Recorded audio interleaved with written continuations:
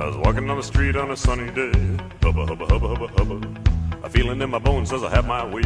Hubba, hubba, hubba, hubba, hubba. Oh, I'm a happy boy. Oh, I'm a happy boy. Oh, it is good when things are going your way. Hey, hey. Yeah, my little dog Spot got hit by a car. Hubba, hubba, hubba, hubba, hubba. Put his guts in a box and put him in a drawer. Hubba, hubba, hubba, hubba, hubba. Oh, I'm a happy boy. Oh, I'm a happy boy.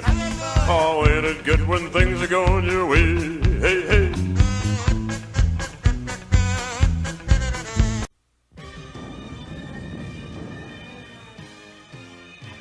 Inhumanoids! Inhumanoids! The evil that lies within. From down in the fiery depths of the earth where nightmares begin. Inhumanoids! Inhumanoids! The evil that lies within.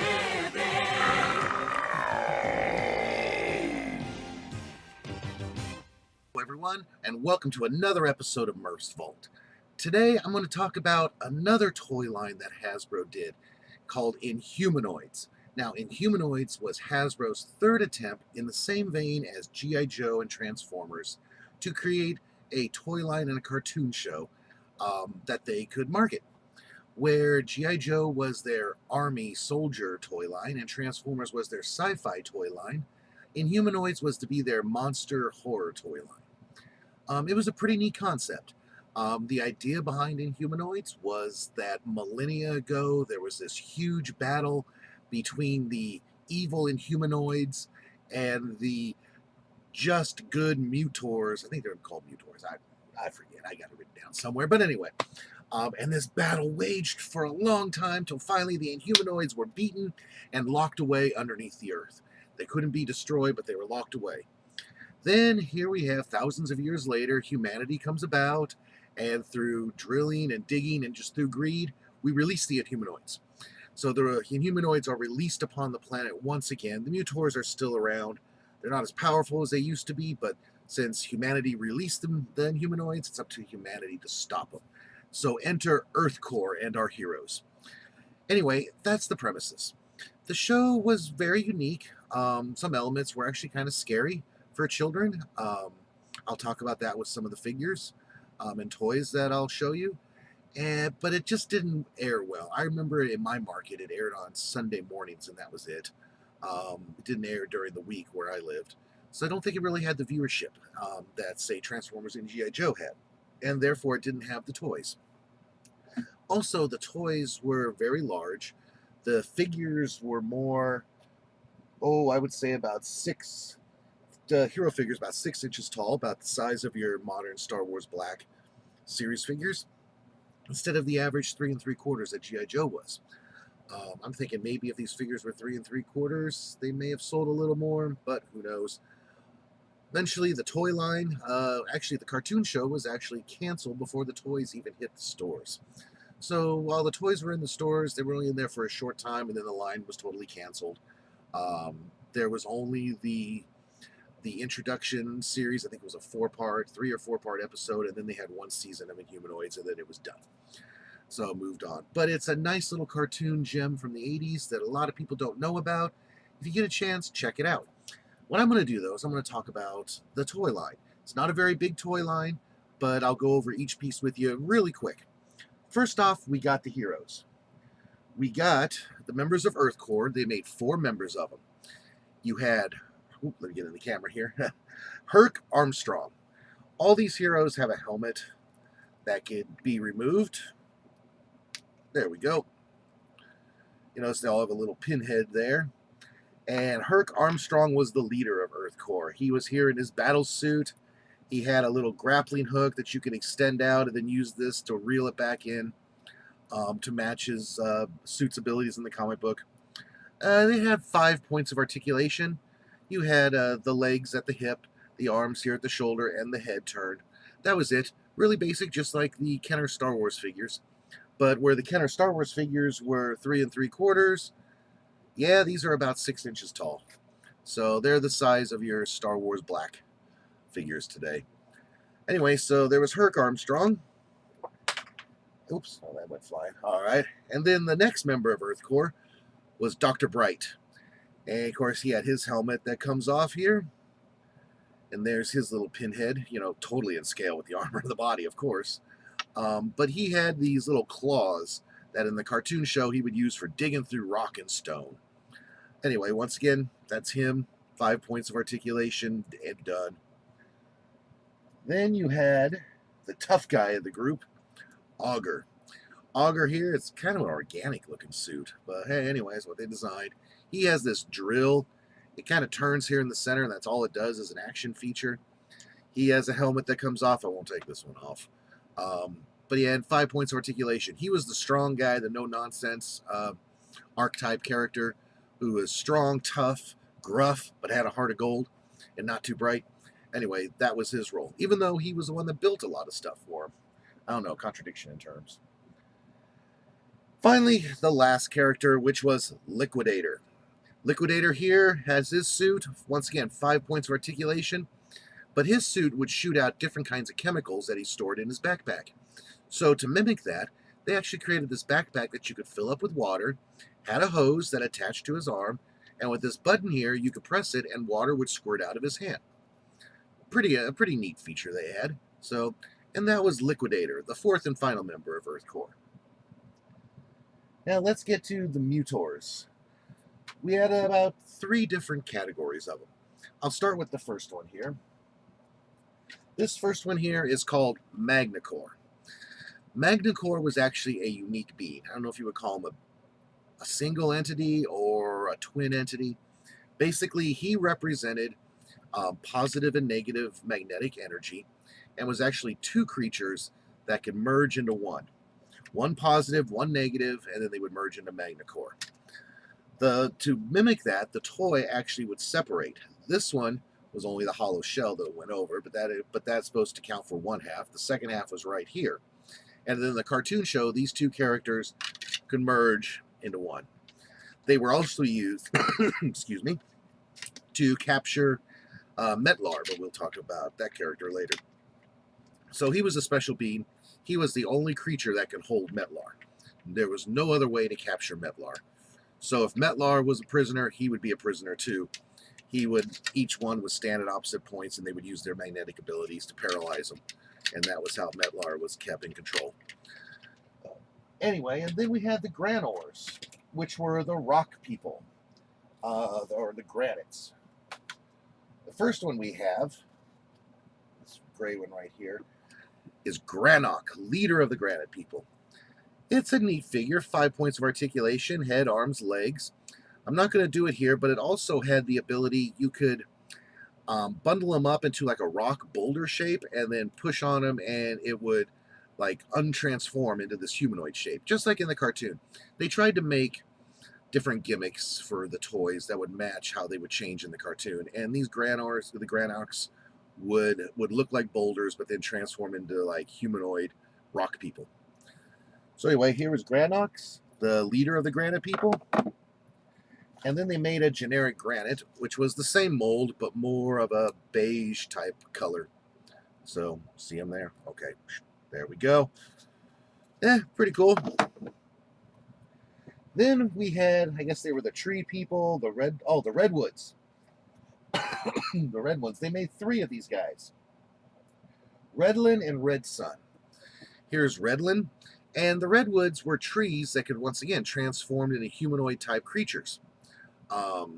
To mimic that, it's not very good. They would look like that, like a tree stump, and then you could extend them out. Yeah, fancy, huh? One thing I didn't point out on the granites at the redlands, red trees, whatever, also have, you notice this kind of like translucent plastic here. This was an early version of Hasbro's gimmick where light could shine in through the top and make the eyes glow. We also had that on the Granoks as well. You can see it there at the top of the head for the green eyes. I don't know. But anyway, so there's that one. And then we have Red Sun, which I'll bring him out here. Same mold, just a different darker color. And then we finally had the generic redwood creature, which was gray. It was kind of sickly and all, but eh. Hi, how you doing? I'm generic. Anyway. All right. So there was the Mutors, and there's Earthcore. Now let's get to the stars. These next three were actually the showcase toys of this toy line. These were the centerpieces of this toy line that everybody wanted to collect. The first one, bring it here, is the first Inhumanoid, which is Tendril. This guy, got my little ruler here, he's approximately 15 inches tall. He has points of articulation here at the legs, also at the arms, shoulders, and here at the elbow his arms twist. He also has two tails that turn in place, and we got a head that turns side to side. This creature was actually based upon the Cthulhu stories from Lovecraft, and that was where they drew their inspiration for the creation of Tendril.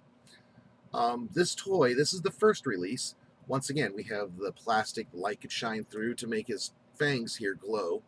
This first release actually had these longer fangs. Later on, it was changed to much shorter fangs for safety reasons. In addition, these longer ones very often broke. This is an unbroken version I have here, which I really like. But this is Tendril. Really cool creature. Really cool toy to have as a centerpiece. These things are huge. Then there was the second one that's a fan favorite. The second of the evil Inhumanoids, and that is Decompose. All right. If you know anything about this character, he was voiced by the late Chris Latta, who also did the voice of Cobra Commander in G.I. Joe and Starscream in Transformers. Chris Latta did the voice of Decompose. Sounds just like Cobra Commander with less hissing, or sounds just like Starscream. So that helped make this character popular. Decomposed lived underground. Sunlight caused him pain, but he also had the ability that if he touched you, he would turn you into a zombie, an undead zombie. Rotten skin, bones sticking out and all that. But you could change back by being exposed to sunlight, so it wasn't permanent. Decomposed here, this character, once again, he has the 5 points of articulation at the legs, the shoulders, also at the head that turns, kind of stiff. Has some little wisps of fake hair. Also has a rib cage that opens up with these two levers on the back. The rib cage opens up. The idea behind that was in the cartoon you saw that he would place prisoners inside his rib cage and store them in there. Now, if you have a 3 3/4 G.I. Joe or figure, that would work perfectly. However, with these guys, they're just a little too big to fit in there. But, you know, whatever. It was, once again, a gimmick that was in the cartoon that they tried to copy in the show.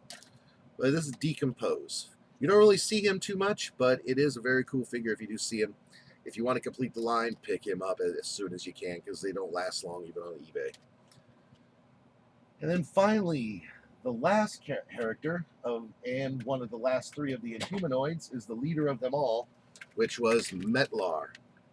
Metlar was supposed to be this volcanic, lava spewing metal monster who was the strongest and the toughest of all the Inhumanoids. He was also the leader of them. Doesn't really come with much of a gimmick. We have this spike here, which then goes to his fangs that causes them to glow when light shines through. He has the articulation in the legs, the shoulders, and the head. And that's about it. No real special features. Oh, wait, his wrists also turn in place, too. And ideally, you can fit the Earthcore figures in his claws here, and he can hold them. But that is Metlar. He was supposed to be super strong, super tough. The only way he could be defeated was with Magnacore, who would hold him in his magnetic field, so he was like paralyzed within it. And he was the main villain of the Inhumanoids. There's the last two toys of the toy line. They also made two vehicles as part of this toy line, too. The first off is the Trapeur. This is the biggest vehicle they made in the toy line. Here it is right here. It's the bigger of the two vehicles. We basically have a spot where two Earthcore people can sit. It also has a removable hovercraft that you can have a third member fly around in. Come on, get back on there. There we go. It also gives it its name, the Trapeur. It has this claw mechanism, if I can get it to work. Oh, there we go. That can grab hold of the Inhumanoids. And it has a little grappling hook that can shoot out. So anyway, this was the Trapper. A very basic vehicle, but it was one that they had that you could fit them into. And then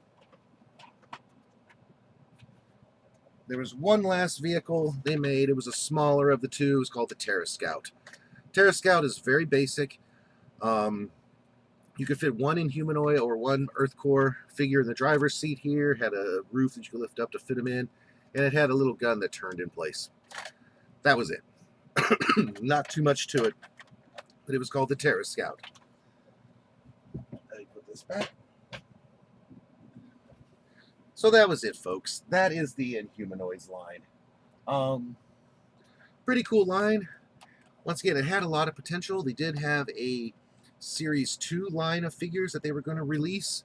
There's been a few prototypes that have come out, and then some artwork as well. They planned, if you're familiar with the cartoon, they planned on releasing the Gargoyle, which was one of the Inhumanoid monsters. It was a mindless Inhumanoid that went around eating everything. It even ate Decompose's arm in one episode, and they had to make it puke it back. They also were going to be doing the Shore brother and sister, Blackthorn Shore, who was the human villain. He had a black armored suit, and he sided with Metlar quite a bit in the cartoon, or he was doing his own thing. They also had planned Sandra Shore, which was his sister, who wore a silver type armor, and she fought with Earthcore. They also had a character called Nightcrawler, which would have been the same size as the Earthcore figures, but he was a mutated scientist. Had like a skull for a head, a tentacle for one of his arms. Anyway, but yeah, they had a few more characters planned, but only a few made it to the prototype stage. All the rest were in the artwork conceptual stage, and the line was canceled. So this would probably be a pretty cool line if we saw a modern recreation of it, but I doubt we're ever going to see that. Not many people know about this cartoon, and I don't know if it'd be that popular nowadays. But anyway, that's it, folks. I want to thank you for joining me here at Merce Vault for just a quick little toy review of the toy line from Inhumanoids. Join me once again when I will review another toy from my toy vault. And in the meantime, take care, stay warm this winter, and I'll see you on your aimless adventure. Later.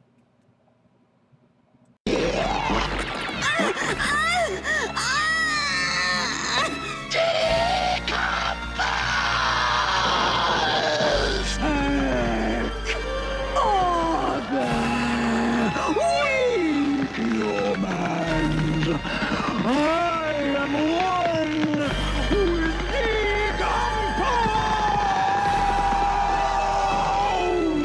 Turned her into a nightmare. It's impossible. Sandra! I never meant! And now I'm coming for you! Decompose!